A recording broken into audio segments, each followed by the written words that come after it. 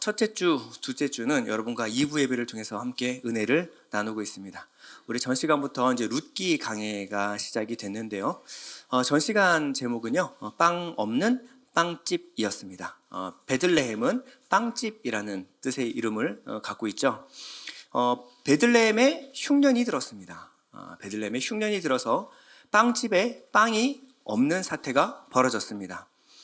우리는 일반적으로 그 베들레헴을 지키지 않고 떠난 사람들을 원망할 수 있지만요, 이 기근은 극심한 기근이었습니다. 그러니까 기근의 1단계부터 10단계까지 있다라고 하면 10단계의 기근이 임한 거예요. 먹을 것이 단 하나도, 이제 마실 물조차 귀한 그 기근이 바로 그때 임한 흉년이었습니다. 베들레헴의 기근이 든 것은요, 우연이 아닙니다. 젖과 꿀이 흐르는 땅에 흉년이 드는 것은 이른 비와 늦은 비가 내리지 않았다라는 이야기고, 이른 비와 늦은 비는 하나님이 내려주셔야 내려오는 겁니다. 근데 하나님께서 그 이른 비와 늦은 비를 그치게 하는 것은요, 그 백성들이 하나님께 죄악을 범했고, 이 죄악이 관영하고 또 하나님께 회개치 않은 이러한 일들로 인해서 베들레헴에 흉년이 임하게 되는 것입니다. 그저 베들레헴을 떠나는 것이 문제가 아니고요, 그 이전에 영적으로 문제가 있음을 보아야 합니다. 그저 흉년을 피해서 도망갈 것이 아니라 하나님과 해결해야 될 이 영적 문제를 해결하지 않으면요, 어디로 도망간들 그 인생이 달라지겠습니까? 문제의 원인이 영적인 것에 있다는 것을 우리가 인정하면요, 그 문제의 대처 방법도 달라집니다. 그저 도망가는 것이 아니라 하나님께 돌아와야 끝나는 문제입니다. 하나님께 회개하고 자기의 죄악이 무엇인지를 깨닫고 돌이켜야 끝나는 문제입니다. 우리는 겉으로 드러나는 사건들에만 집중하기가 쉬워요. 그래서 이 문제만 해결되면 이제 문제가 없어지겠지라고 생각을 합니다. 그러나 그 문제 끝나면 또 다른 문제가 터집니다. 아니, 어쩌면 더 큰 문제가 터질 수도 있습니다. 우리는 문제 앞에 있는 그 당장의 문제에만 우리가 집중해서는 안 되고, 하나님이 왜 내게 이런 시련과 고통과 고난을 허락하시는가를 하나님께 물어봐야 합니다.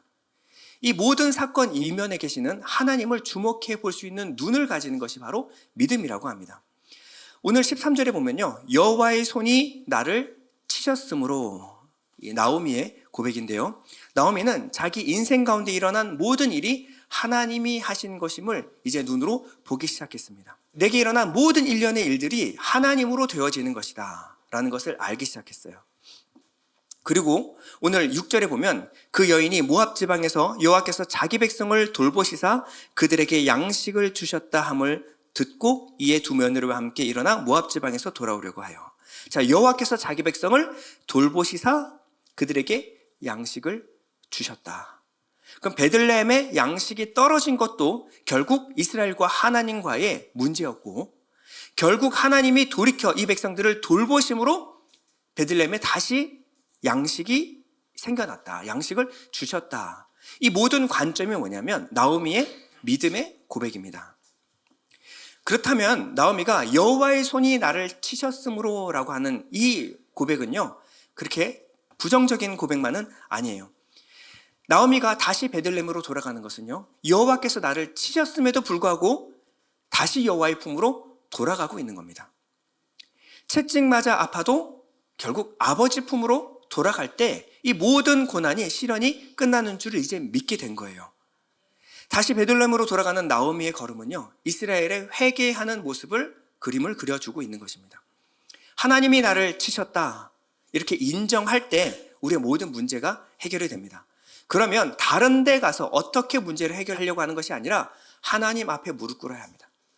하나님 앞에 회개하고 뭐가 어디서부터 잘못되었는지, 어디서부터 끊어졌는지 거기서부터 우리가 다시 돌아보고 하나님과의 관계를 회복하면요, 모든 것이 다 회복될 줄 믿습니다. 우리가 하나님이 우리와 함께 하신다라는 말을 오해할 수가 있습니다. 하나님이 나와 함께 하시면 내가 하는 일, 모든 일이 다 잘 될 것이다. 사업도 잘 되고 자식도 잘 되고 내가 하는 손대는 모든 것이 잘 될 거야. 왜냐하면 하나님이 나와 함께 계시기 때문에. 우리가 품은 뜻과 방향이 하나님과 같은 방향이면 맞습니다. 하나님이 우리에게 힘 주시고 능력 주시고 하는 일마다 만사 형통하게 해주실 것입니다. 그러나 육신을 입고 있는 우리가 하나님과 같은 뜻을 품는 게 횟수가 그리 많지는 않죠. 희박합니다. 아주 가끔 발작적으로 나도 모르게 뭐 이렇게 한 번씩. 그 외에는요, 하나님의 뜻과 내 뜻은 항상 다르고 하나님은 높고 내 생각은 항상 낮아요. 그렇기 때문에 하나님이 나와 함께 하신다는 의미가 무엇일까요? 하나님은 내가 잘못된 길로 가지 않기 위하여 항상 나를 잔소리하시고 때로는 매를 들고 치실 때가 있습니다. 하나님은 사랑하는 자녀를 돌보는 방법 가운데 이 회초리를 들고 징계하시는 것, 이것도 하나님의 사랑입니다. 히브리서 12장 6절인데요. 주께서 그 사랑하시는 자를 징계하시고 그가 받아들이시는 아들마다 채찍질하심이라 하였으니 너희가 참음은 징계를 받기 위함이라. 하나님이 아들과 같이 너희를 대우하시나니 어찌 아버지가 징계하지 않는 아들이 있으리요. 징계는 다 받는 것이거늘 너희에게 없으면 사생자요 친아들이 아니니라. 그러니까 혹시 내가 아무리 잘못된 길로 나가도 하나님이 내게 손을 대시지 않는다, 그러면 내가 진짜 하나님의 아들인가를 오히려 돌아봐야 합니다. 하나님은 내가 잘못된 길로 갈 때 그것을 내버려 두지 않습니다. 그때부터 하나님의 간섭이 임하기 시작하고 내가 원하는 것을 하지 못하게 성령께서 막으십니다. 이게 하나님이 하시는 일입니다. 저는 우리 아들 이제 진표를 보면서 참 진표가 자라면서 예전에는 이것저것 나이에 따라서 장난감을 제가 매번 이제 바꿔주면서 사줘야 됐었습니다. 팽이도 사줘야 됐었고요, 뽀로로를 사줘야 됐을 때도 있었고, 변신 로봇가 필요할 때도 있었는데 이제 고학년으로 이제 올라가면서부터 다른 장난감이 필요가 없어져 버린 것 같아요. 스마트폰 하나만 있으면 그 어디나 하늘나라. 여러분 흐느껴 우는 거 들어보셨습니까? 너무 좋아서 막 흐느껴서 웃어요. 애가 너무 좋아하는 겁니다.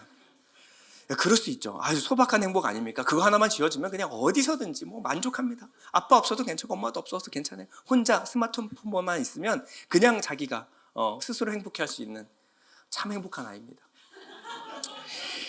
그런데 놓아야 할 때는 놔야죠, 그렇죠? 잘 때는 자야 되지 않겠습니까? 근데 잘 때도 이거를 이제 못 놓는 거죠. 그러면 이제 엄마 아빠가 이제 징계가 들어가기 시작합니다. 자기 전에는 몸수색을 하기 시작해요. 어디 스마트폰을 숨겨놓지 않았나. 그런데 아들이 이제 철이 들었는가 보다 전 생각을 했어요. 스마트폰을 그냥 자기 뭐 말도 안 했는데 엄마 아빠 방에다가 충전기에다 딱 꽂아놓고 안녕히 주무십시오 하고 들어가는 거예요. 이제 컸구나 드디어. 그랬더니 베갯매트에서 패드가 발견되기도 하고 닌텐도가 발견되기도 하고 다른 걸로 대체해서 자기 행복을 끝까지 유지하고 있었죠.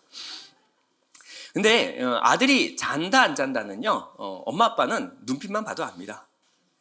왜냐하면요, 자는지 안 자는지는요 이 아들의 숨소리만 들으면 알아요. 엄마 아빠는요 아들이 자는 숨소리, 잘 때 숨소리 있지 않습니까? 그게 부모님한테는 큰 기쁨입니다. 근데 이 아들이 안 자면요 이 숨소리가 안 들려요.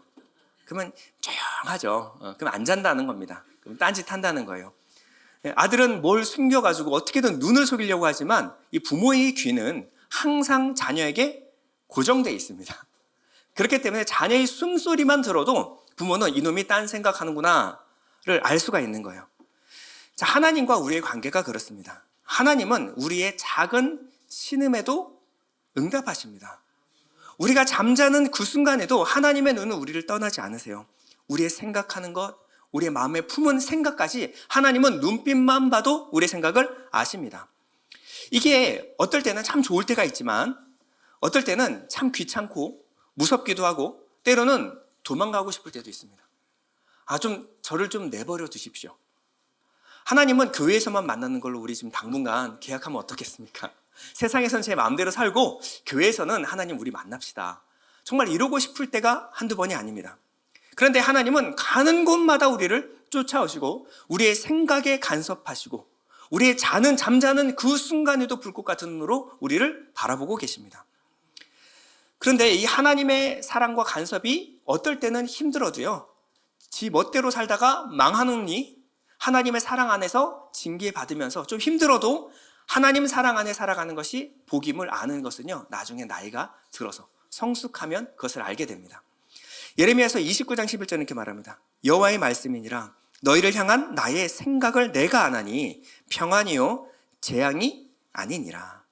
너에게 미래와 희망을 주는 것이니라. 하나님이 우리를 치실 때는요, 당장의 내 눈앞에서는 이게 너무 괴로울 수 있지만 하나님은 그 일을 통하여 우리에게 무엇을 주고자 하느냐? 우리에게 미래와 희망을 주길 원하시는 거예요. 당장 좋아 보여도 넓은 길 같고 남들 다 가는 길이라고 할지라도 그 길 끝이 망하는 길이면 하나님은 회초리를 대서라도 우리를 막으십니다. 회초리 여러분 맞으면요, 부모님은 말하죠. 사랑의 매, 사랑의 매라 그래요. 그러나 회초리 맞으면 사랑의 매도 아픕니다. 사랑의 매도 고통스러워요. 매 갖고 와 그러면요 심장이 벌렁벌렁거립니다. 몇 대 맞을래? 무조건 한 대죠. 절대 한 대 때리시는 법이 없습니다. 예. 제 마음을 너무 잘 아시니까요. 예.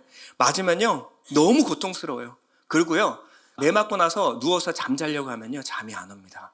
서러워요. 섭섭하고 그렇게 억울할 수가 없습니다. 할 말이 너무 많은데 그때는 말 못한 말을 베갯에다가 그냥 말하는 거죠. 막 그때는 내가 그러려고 그런 게 아니었는데.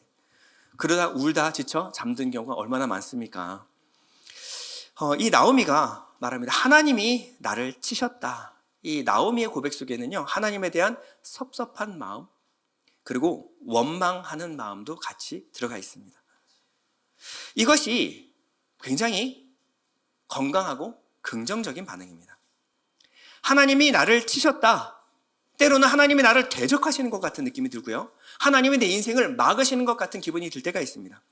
그럴 때는요, 하나님 앞에 나와서 여러분들의 마음을 솔직하게 심정을 토로하십시오. 하나님께 힘들면 하나님 너무 힘듭니다. 하나님께 아프면 하나님 지금은 너무 아픕니다. 견디기 힘듭니다. 여러분 울고 싶으면 하나님 앞에 나와 우십시오. 여러분들의 감정을 솔직하게 하나님께 말씀하십시오. 때로는 교회를 다니다가 어려운 시련이 당했을 때 교회를 떠나버리시는 분이 계십니다. 하나님과의 관계를 이제 끊어버리는 거예요. 더 이상 하나님과 거래할 것이 없습니다. 그냥 하나님께 원망할 것도 이제 남지 않았습니다 하고 교회를 떠나버리시는 분이 있습니다. 이것은 굉장히 위험한 행동입니다. 여러분 원망하고 울부짖더라도 하나님 앞에서 울어야 대안이 생깁니다. 희망이 생깁니다. 하나님은 여러분들의 섭섭한 마음을 하나님께 아뢰는 것을 원하십니다. 그때 하나님의 아픈 마음과 여러분들의 아픈 마음이 만났을 때 하나님의 그 사랑을 깨닫기 시작합니다. 어떤 분은요, 제가 가끔 와서 이런 이야기를 하십니다. 하나님은 제가 아무리 기도해도 제 기도에 응답하지 않는 것 같습니다. 제 기도를 듣지 않는 것 같아요. 근데 그분을 보면요, 막상 기도하는 자리에 빠짐없이 앉아서 계속 기도하십니다. 아니, 기도 응답 안 하시는 것 같다면서. 그런데 그분은 끊임없이 나와서 끊임없이 또 기도해요. 왜 그럴까요? 하나님을 믿기 때문에 그렇습니다. 하나님은 절대 나를 포기하지 않는다. 그럼에도 불구하고 하나님은 나를 절대 거절하지 않으실 것이다. 지금은 하나님께 매맞고 아파도 결국 언젠가 하나님이 내 눈물 닦아주실 것이다. 이러한 하나님에 대한 신뢰와 믿음이 있기 때문에, 그런 경험이 있기 때문에 하나님께 투정 부리는 거예요. 여러분 울어도 하나님 앞에 나와서 우십시오. 원망하든 불평하든 따지든 괜찮습니다.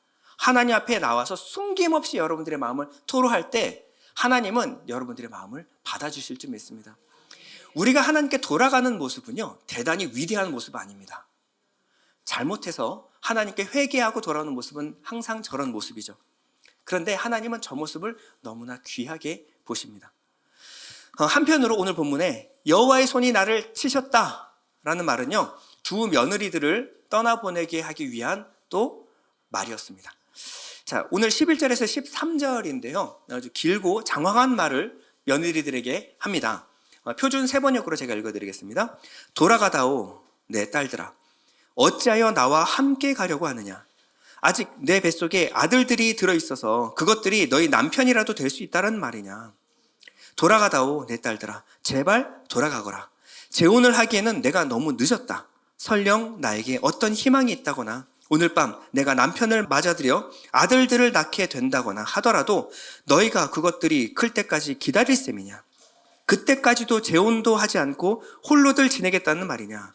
아서라 딸들아, 너희들 처지를 생각하니 내 마음이 너무 괴롭구나. 주께서 손으로 나를 치시는 것이 분명하다. 자, 이렇게 길고 장황하게 얘기하는 것은요, 중간중간에 며느리들이 나오미의 말을, 시어머니의 말을 듣지 않기 때문에 그렇습니다. 돌아가다오 내 딸들아, 어찌하여 나와 함께 가느냐? 그런데 아닙니다 어머니, 저는 어머니와 함께 남겠습니다. 돌아가다오 내 딸들아, 제발 돌아가거라. 아닙니다 어머님, 저는 어머니 옆에 남겠습니다. 아서라, 아서라 내 딸들아, 너희들 처지를 생각하니 내 마음이 너무나 괴롭구나. 그리고 맨 마지막에 결국 이 정을 떼기 위해서 뱉은 말이 뭐냐면, 주께서 손으로 나를 치신 것이 분명하다. 이 나오미가 설명하고 있는 이 아픈 마음에는요, 이 당시 풍습이 고스란히 담겨 있습니다. 당시 이스라엘은요, 이 아들 없이 일찍이 남편을 여인 이 죽은 과부, 남편이 죽은 과부를 위해서 이 죽은 남편의 형제들 혹은 친족이 그와 함께 아내로 맞이해서 결혼을 해야 되는 풍습이 있습니다. 왜냐하면 그 과부가 된 그 아내에게 다시 아들을 주어서 대를 잇게 만드는 것입니다. 이것은 당시 이 아무 경제권이 없었던 여자를 보호하는, 그리고 그 친족으로부터 상속자를 낳아서 가문을 잇게 만드는 하나님의 긍휼에서 나온 율법의 명령이었습니다. 그 여인과 친족 사이에 아들이 생긴다면요, 그 여는 이제 그 새로운 남편의 유산을 물려받을 수가 있게 되었습니다. 그런데 그것도 나오미가 아들을 낳을 수 있을 때 말이죠. 이제는 태가 끊겨버렸는데, 이제는 아들을 낳을 수가 없게 돼버렸는데 무슨 희망과 소망이 있겠습니까? 혹시 무언가 기적적인 일이 일어나서 갑자기 나를 보고 막 한눈에 반해가지고 어떤 남자가 결혼하자 그래서 결혼한다고 치자. 그래서 아들을 낳았다고 치자. 거기까지도 기적인데, 그 낳은 아들과 이 며느리들이 결혼하려면, 이 장성한 며느리들이 결혼하려면 너무 많은 시간을 기다려야 합니다. 그때는 이제 며느리들이 늙어요. 그러니 이제는 우리와 같이 가면 아무런 희망도 소망도 없으니 나를 떠나서 너희 살 길 그냥 도모해라. 이렇게 지금 말하고 있는 겁니다. 그런데도 며느리들은요, 이 시어머니를 떠나려고 하지 않습니다. 그랬더니 나오미가 여호와의 손이 나를 치셨다. 나를 따라다니면 네 인생이 좋을 것 하나도 없다. 그러니 너는 너희 어머니와 너희 신들에게 돌아가라. 라고 이 나오미가 말하고 있는 겁니다. 이 이야기를 할 때 나오미가 참고 있었던 눈물이 터져버린 것 같아요. 여호와의 손이 나를 치셨다. 그리고 나서 세 여자는요, 함께 울기 시작합니다. 14절에 보면 그들이 소리를 높여 다시 울더니. 여러분, 남편에 이어서 두 아들을 잃었을 때 나오미의 마음이 오죽했겠습니까? 내 인생 다 끝났다라고 생각했을 것입니다. 여러분, 왜 남편이 죽었을까요? 어떻게 두 아들도 다 죽게 되었을까요? 성경은 거기에 대해서 어떠한 설명도 하고 있지 않습니다. 사고사로 죽었는지, 병으로 죽었는지, 혹은 스스로 목숨을 끊었는지 아무도 알 수 없습니다. 그런데 우리가 상상해 볼 수 있는 것은요, 오죽하면 죽었겠습니까? 오죽하면 죽었겠어요. 여러분, 그만큼 모압에서의 삶은 녹록지가 않았습니다. 이 남자들이 이 가정을 먹여 살리기 위해서 열심히 살았을 거예요. 그런데 결국 병을 얻었든지 스스로 목숨을 끊었든지 사고로 죽었든지 그렇게 쉬운 인생은 아니었음을 알 수 있습니다. 큰 슬픔을 당해서 절망한 사람들의 특징이 있습니다. 절망한 사람들은요, 실패하는 순간, 아픔을 당한 그 순간에 자신의 인생의 시간이 멈춰버린다는 거예요. 그리고 그는 더 이상 희망을 버려버립니다. 절망에 갇혀서 빠져나오질 못하는 거예요. 그리고 닫힌 문만 계속 주시합니다. 하나님이 나를 치셨다. 하나님, 내 인생의 문을 닫으셨다. 내겐 이제는 남은 인생에 더 이상 소망도 희망도 남지 않았다. 이게 큰 절망에 빠진 사람들이 하는 이야기입니다. 저는 여러분들에게 이러한 인생의 순간이 오지 않기를 기도합니다. 그러나 행여나 이런 일을 당하신 분이 있다면 반드시 한 가지를 기억해야 합니다. 여러분들의 시간은 멈추지 않았습니다. 끝나지 않았습니다. 여러분에게는 아직 충분한 시간이 남았습니다. 그리고 하나님은 그 남은 시간에 여러분들이 지금은 생각지도 못하는 큰 반전을 숨겨 놓으셨습니다. 여러분 하나님을 믿으신다면 내 인생 여기서 끝나지 않는다는 걸 믿으셔야 돼요. 여러분 하나님을 믿는다면 하나님이 하나님의 자녀를 이렇게 끝내시지는 않는다는 것을 믿어야 합니다. 하나님은 절대 그럴 분이 아닙니다. 당장은 여러분들이 너무 아프고 속상하기 때문에 그런 생각이 들 수가 있어요. 그러나 빨리 빠져나오셔야 합니다. 하나님께서는요, 문이 있다 없다, 문이 닫혔다 열렸다, 이건 우리 생각이고요. 하나님께서는 모든 것이 문이 될 수 있고 없던 것에서 문을 내시고 없던 것에서 길을 내실 수 있는 분이 하나님이십니다. 그러면 하나님의 관점으로 볼 때는 절망은 아니에요. 반드시 닫힌 문이 열리고 아니면 다른 문이 열리고 없던 것에서 길을 만들어 주실 줄 믿습니다. 그들은 지금 너무 슬퍼서 울고 있지만 그들에게 하나님이 쓰고 계시는 놀라운 반전의 이야기를 그들은 지금 모르고 있어요. 하나님은 놀라운 계획을 갖고 계셨습니다. 나오미의 긴 설득이 끝나고 이제 며느리들이 선택의 순간이 왔어요. 이 간곡한 권면을 들은 이 며느리들은 어떤 결정을 내렸을까요? 자, 둘째 며느리 오르바는 결국 나오미에게 입맞추고 시어머니를 떠날 것을 결심합니다. 자, 어머니를 떠나서 이제 자신의 친정 어머니 집으로 향하고 있는 오르바. 여러분들은 이 오르바를 어떻게 생각하십니까? 가란다고 진짜 가냐? 야, 사람 말을 끝까지 들어봐야지. 이렇게. 아니면 야, 그래도 그렇지. 지금 소망 없는 시어머니를 옆에서 지켰어야지. 이렇게 말씀하실 수가 있습니다. 그러나 이 성경을 자세히 보면요, 오르바는 인간이 할 수 있는 최선의 선택을 다 했습니다. 우리의 평가가 아니라 이 시어머니 나오미의 평가를 한번 들어보겠습니다. 8절에서 9절인데요. 나오미가 두 며느리에게 이르되 너희는 각기 너희 어머니 집으로 돌아가라. 너희가 죽은 자들과 나를 선대한 것 같이 여호와께서 너희를 선대하시기를 원하며 여호와께서 너에게 허락하사 각기 남편의 집에서 위로를 받게 하시기를 원하노라. 자, 보낼 때 나오미는 섭섭한 마음이 하나도 없고 오히려 너무나 고맙고 감사한 마음으로 이 오르바를 보내고 있습니다.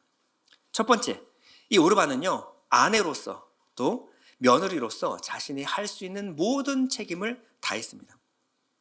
지금 나오미에게는 어떠한 희망도 남아있지 않아요. 소망도 남아있지 않습니다. 근데 그 곁을 지켜주었습니다.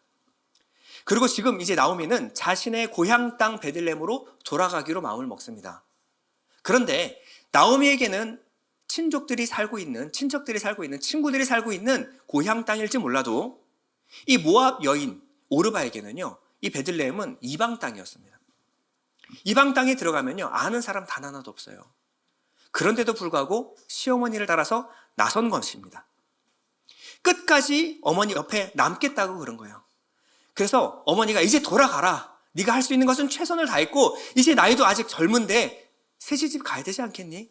이제는 나는 됐으니 돌아가라. 끝없이 만류하는 끝에 이 오르바는요, 아닙니다. 돌아가지 않겠습니다. 극구 만류했습니다. 그런데 산 사람은 살아야지. 돌아가. 이 마지막 말에 이 진심이 느껴진 거예요. 그래서 못내 등을 돌린 겁니다. 여러분, 우리가 가족의 죽음으로 슬퍼하고 있는 사람이 있다면 여러분 가가지고 뭐라고 위로하시죠? 보통 그래도 산 사람은 살아야지. 우리가 할 수 있는 최선의 위로입니다. 더 이상 할 말이 생각나지 않아요. 그러나 그래도 어쨌든 산 사람은 살아야지. 이 죽은 남편과 시어머니 그만 있고 이제 새로운 삶을 살아라. 나오미의 진심이었습니다. 그리고 이 배려를 끝내 뿌리치지 못하고 자신의 길을 간 거예요. 이게 사람이 할 수 있는 최선의 호의였습니다. 오히려 이것을 알고 보면요, 오르바가 아니라 룻이 이상한 여자입니다. 룻의 선택이 이상한 거예요.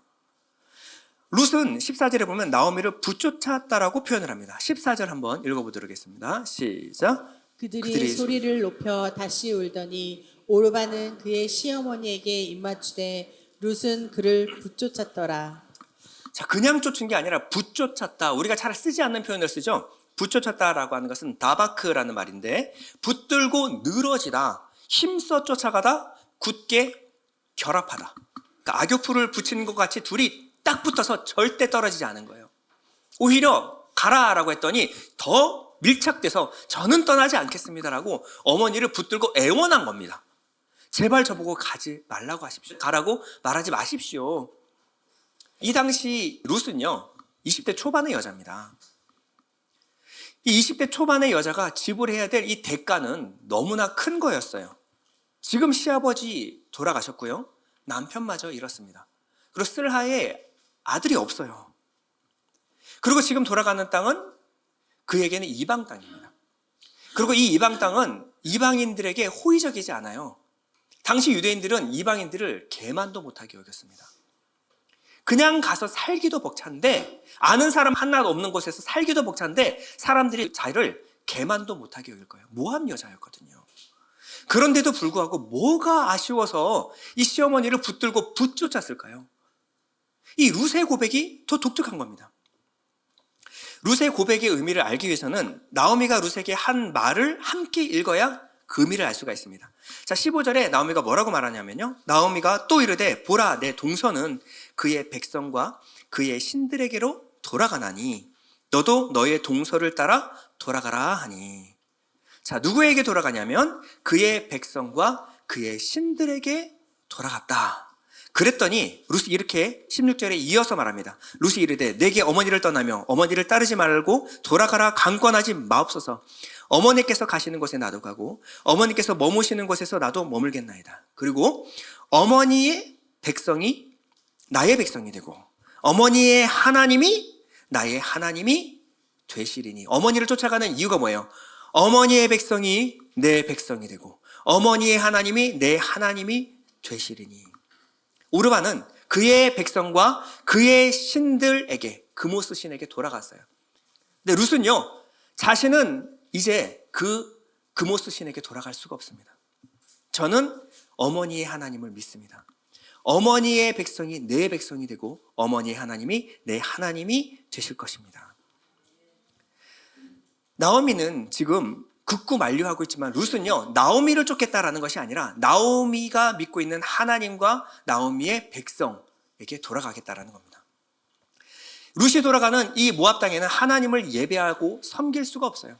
유일한 가족이 바로 나오미의 가족이었습니다. 그런데 이제 돌아가면요, 이제 하나님을 예배하고 섬기고 알 수 있는 방법이 없어요. 저는 어머니를 끝까지 쫓아가서 어머니의 백성이 되고 어머니의 하나님을 예배하고 섬기겠습니다. 그래서 17절에 보면요, 어머니께서 죽으시는 곳에서 나도 죽어 거기 묻힐 것이라. 만일 내가 죽는 일 위에 어머니를 떠나면 여호와께서 내게 벌을 내리시고 더 내리시기를 원하나이다 하는지라.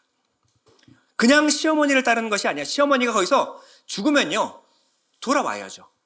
근데 시어머니가 죽어도 내가 그 땅에 묻히겠습니다. 룻은 하나님과 하나님의 백성들을 섬기기로 마음을 먹었어요. 자, 그런데 이 부분은 더 이상합니다. 자, 나오미는 시어머니는 내게 선대해주고 잘해준 어머니일 수도 있어요. 세상에 이런 시어머니를 어디서 만나겠는가. 정이 많이 들었을 수도 있습니다. 그래서 어머니를 쫓아간다는 것은 일말에 이해가 가는데 지금 룻은 하나님을 쫓겠다라고 지금 말하고 있어요.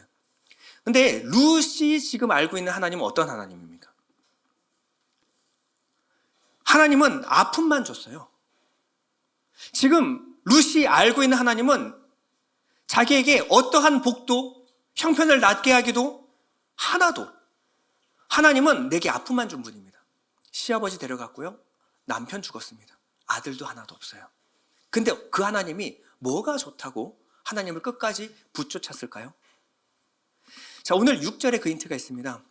그 여인이 모압 지방에서 무엇을 들었냐면 여호와께서 자기 백성을 돌보시사 그들에게 양식을 주셨다함을 듣고. 자, 룻이 알았던 하나님은요, 때리기도 하지만 결국에는 다시 하나님의 백성을 돌보시고 위로해 주시는 분이심을 알았어요. 룻의 중심에는 하나님에 대한 믿음이 있었는데 어떤 믿음이 있었어요? 하나님은 당신의 백성을 여기서 이렇게 끝나게 하실 분이 아니십니다. 때로는 때리시고 때로는 징계하시지만 그 마음을 돌이켜 또다시 백성들에게 양식을 주시는 하나님. 하나님은 반드시 우리를 회복시켜 주실 것입니다. 하나님은 룻을 통해서 나오미를 붙들고 계세요. 나오미는 이제 끝났다. 내게는 아무런 소망이 남지 않았다. 룻은 뭐라고 말하고 있습니까? 하나님은 우리 시어머니를 여기서 이렇게 끝나게 하실 분이 아닙니다. 그리고 이 말을 할 때 룻의 마음에 확신이 들었을 거예요. 사실은 하나님이 이 룻의 마음을 붙들고 계시는 거예요. 그리고 이 룻의 고백을 시작으로 나오미와 룻의 인생은 역전이 시작이 됩니다. 룻의 고백으로 시작하여서 이스라엘의 역사가 뒤바뀌기 시작해요. 룻의 고백을 시작으로 이 구속사의 물줄기가 전환점이 일어나기 시작해요. 하나님은 룻의 고백을 받으시고 새로운 역사를 기록하기 시작하십니다. 전설적인 야구 선수이자 감독인 요기 베라라는 선수가 이런 말을 했습니다. It ain't over till it's over. 끝날 때까지 끝나는 것이 아니다. 그리스도인들은요, 너무 쉽게 근거 없이 낙관해서도 안 되지만 너무 성급하게 비관해서도 안 됩니다. 안 될 일은 하나님이 막으실 겁니다. 우리가 안 된다, 된다 말할 필요가 없어요. 결론은 하나님께 있는 겁니다. 우리의 끝이 하나님에게서는 시작이 될 수도 있습니다. 시작도 끝도 하나님만 알 수 있습니다. 하나님이 아직이라고 말했는데 우리가 끝이라고 말하면 안 됩니다. 하나님은 우리에게 그 끝나는 시점에서 하나님의 계획이 있으신 거예요. 에스겔 37장에 보면요, 에스겔이 마른 뼈 환상을 보게 됩니다. 하나님이 마른 뼈가 있는 골짜기로 에스겔을 될 거예요. 그곳에는 진짜 썩어서 살이 아예 사라진, 이제 먼지가 덮인 해골밖에 남지 않았습니다. 여러분, 이 시신이 원래 죽으면요, 누가 와서 묻어주고 돌봐줍니다. 근데 이렇게 떼죽음을 당했는데 그 누구도 와서 묻어주지 않은 거예요. 그래서 생채로 그 안에서 썩어버리고 이제는 뼈만 남았습니다. 여기에 무슨 소망이 있습니까? 무슨 희망이 있죠? 근데 하나님이 에스겔에게 물어봅니다. 인자야, 이 뼈들이 능히 살 수 있겠는가? 여러분, 뭐라고 대답하시겠어요? 여러분, 마르다가 오빠 나사로가 죽었을 때 뭐라 그랬죠? 예수님이 도착하셨어요. 예수님이 오셨습니다. 근데 뭐라 그래요? 무덤 문을 열어라 그랬을 때 죽은 지 나흘이나 돼서 썩은 냄새가 납니다. 뭐라고 하는 거예요? 주님, 그렇게 하지 마십시오. 죽어서 썩은 냄새가 납니다. 거긴 주님이 아니라 예수님 할아버지가 가도 안 돼요. 아무 희망이 없습니다. 죽기 전에 오셨어야죠. 근데 에스겔은 뭘 봤어요? 떼죽음을 봤습니다. 그냥 떼죽음이에요? 죽고 오래되어서 살점 하나 남지 않은 마른 뼈를 봤어요. 하나님 뭐라고 물어보십니까? 능히 이 뼈들이 살 수 있겠는가? No. 불가능합니다. 이미 늦었습니다. 이젠 틀렸습니다. 도저히 불가능합니다. 이거는 할 수 없는 일입니다. 근데 하나님이 그 마른 뼈들을 일으켜 극히 큰 군대가 되게 하셨습니다. 여러분, 우리가 아무런 희망이 없다라고 절망할 때 하나님은 거기서부터 하나님의 생명의 일을 시작하셨습니다. 끝날 때까지 끝나는 것이 아닙니다. 하나님이 끝이라고 말하기 전까지 끝나는 것이 아니에요. 모두가 끝났다라고 말하는 그 순간에 하나님은 이제 시작이라고 말하시는 거예요. 여러분들은 이 하나님을 볼 수 있어야 합니다. 모세가 미디안 광야에 도망 나갔어요. 그리고 양을 치는 이 세월이 40년이 됐습니다. 이제 모세의 나이는 80세 노인이 되었어요. 이제 나한테 남은 인생에는 아무런 희망도 없다. 그래서 어떻게 해요? 이제 양이나 치다 끝나는 것이 내 인생인가 보다. 근데 불타는 떨기나무로 하나님께서 모세를 찾아오셨습니다. 하나님 뭐라고 말씀하셨을까요? 고생 많았다. 그래, 양치는 것도 괜찮지. 긍정적으로 생각해. 이렇게 말씀하셨을까요? 내가 너를 통하여 이스라엘을 구원해내겠다. 시작을 말씀하시는 거예요. 모세는 끝이라고 말했는데 하나님 뭐라고 말씀해요? 이제부터 이제 시작이다 라고 말하는 거예요. 자, 요셉만 봐도 그렇습니다. 요셉이 야곱의 아들로 있었을 때는 모든 사랑을 한 몸에 다 받았어요. 나는 커서 큰 인물이 될 것 같아. 그런데 애굽의 종으로 팔려 나갔습니다. 거기서도 열심히 살았어요. 그랬더니 누명을 쓰고 결국 감옥으로 내려갑니다. 죄수가 되었습니다. 이제는 끝이구나. 아무도 기억해 주는 사람이 없었어요. 요셉의 이름조차 기억해 주는 사람이 아무도 없었습니다. 다 죽었다라고 생각했을 거예요. 그런데 요셉을 통한 하나님의 이야기는 거기서부터 시작이 됩니다. 여러분, 나오미와 룻의 이야기도 끝나지 않았습니다. 누가 보면 1장에서 끝날 것 같아요. 이제 이 여인들에게 무슨 희망이 있겠는가? 아니, 앞으로 봐도 뒤로 봐도 이것은 희망이라고는 남아있지 않았어요.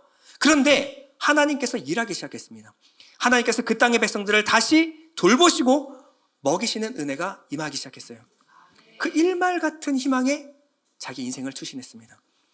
그러고 나서 나에게는 희망도 없다. 그냥 내 고향 땅에 가서 그냥 죽는 것이 내 꿈이야. 그런데 룻은 고백했습니다. 하나님의 백성을 하나님이 이렇게 끝나게 하시지 않으실 겁니다. 이 고백을 드리자마자 이 카메라의 앵글이 룻에게 향합니다. 이 스토리가 끊어질 것 같은 스토리가 다시 이어지기 시작해요. 하나님이 메가폰을 잡으십니다. 그리고 이 이야기를 다시 써내려가기 시작하세요. 하나님이 개입했더니 우리가 상상하지도 못할 이야기가 전개되기 시작해요. 반전이 시작됩니다. 생각지도 못했던 보아스가 그들의 인생에 개입하기 시작해요. 두 여인의 계보에 다윗이 개입되기 시작합니다. 마태복음 1장 5절에 보면 살몬은 라합에게서 보아스를 낳고 보아스는 룻에게서 오벳을 낳고 오벳은 이새를 낳고 이새는 다윗을 낳으니라. 여기서 끝나는 것이 아닙니다. 그리고 신약으로 계속 이어져서 예수 그리스도의 가문에 이들이 들어가요. 밑에 보면 16절에 보면 야곱은 마리아의 남편 요셉을 낳았으니 마리아에게서 그리스도라는 예수가 나시니라. 예수님의 계보에 이방 여인, 모압 여자인 룻이 이름이 들어가는 거예요. 다 끝났다고 생각했습니다. 인생에 어떤 소망도 남지 않았다고 생각했어요. 근데 하나님이 시작하셨더니, 하나님이 다시 스토리를 쓰기 시작했더니 우리가 상상하지도 못한, 우리의 노력으로는 불가능한 일들이 벌어지기 시작했다는 거예요. 룻은요, 인간이 할 수 있는 전혀 상식에서 벗어난 선택을 했고 고백을 했습니다. 여러분, 인간이 할 수 있는 최선의 선택은 뭐였을까요? 오르바였어요. 어머니를 최선을 다해서 섬긴 겁니다. 인간이 베풀 수 있는 최선의 선대를 다 베풀었어요. 거기까지. 사람이 할 수 있는 최선은 거기까지입니다. 그런데 룻은요, 룻에게 하나님이 믿음을 불어 넣었더니 하나님에 대한 눈이 열어지기 시작했습니다. 하나님은 당신의 백성을 여기서 이렇게 끝내지 않으실 것입니다. 그 이후부터 룻은 고집을 꺾지를 않습니다. 누가 만류해도 절대 말릴 수 없었어요. 이 스토리를 통해서 하나님은 우리에게 무엇을 보여주길 원하시는 걸까요? 룻의 고백과 행동이 누구를 닮아 있을까요? 룻의 행동은요, 우리 인간의 사랑이 아닙니다. 하나님의 사랑 헤세드의 그림자를 보여주고 있는 거예요. 자, 헤세드가 뭘까요? 헤세드는요, 강한 자가 약한 자와 결합하여 하나가 되어 약한 자를 그 약한 자리에서 다시 이렇게 세우는 거예요. 산자가 죽은 자와 결합하여 죽은 자를 다시 살리는 사랑. 이 사랑이 누구에게서 나타났죠? 예수 그리스도의 모형으로 보여주고 있는 거예요. 여러분, 하나님은 우리 인생에 역전을 심어 놓으셨습니다. 십자가가 뭘까요? 십자가는요, 우리 인생에 개입하신 하나님의 비상 개입이에요. 우리의 인생은 원래는 아무런 희망도 없었어요. 죄와 허물로 죽은 상태. 여러분, 여기 무슨 희망이 있나요? 내버려두면 그냥 자연스럽게 컨베어 벨트 타고 가듯 지옥 떨어지면 그만이에요. 이게 하나님의 공의입니다. 그런데 한 점 소망도 없이 살아갈 우리에게 예수 그리스도가 찾아오셨습니다. 하나님이 그 아들을 보내요. 그 아들의 생명을 우리 심장에 새겨 넣어버리신 거예요. 그러니 우리 안에 심겨진 생명은 죽어도 다시 사는 생명을 우리에게 허락하셨습니다. 십자가는 끝일 수밖에 없는 그 지점에서 우리를 다시 시작하게 하신 하나님의 구속, 고엘의 이야기입니다. 그러므로 룻의 이야기는 제 이야기고 나오미의 이야기는 우리 모두의 이야기입니다. 내가 나오미고 내가 룻인 거예요. 우리 이전의 상태는 아무 소망도 없었고 나아가서 소망 없는 줄도 몰랐어요. 아니, 이 모든 문제가 영적인 것에서부터 시작된다는 그 자체를 모르고 있는 아주 칠흑 같은 어둠 가운데 살아오고 있었던 우리였습니다. 그런데 주님이 찾아오셔서 온몸으로 나를 끌어안으셨습니다. 그리고 말씀하십니다. 나는 너를 절대 포기하지 않겠다. 여러분, 이 예수님의 고백은 얼마나 바보 같습니까?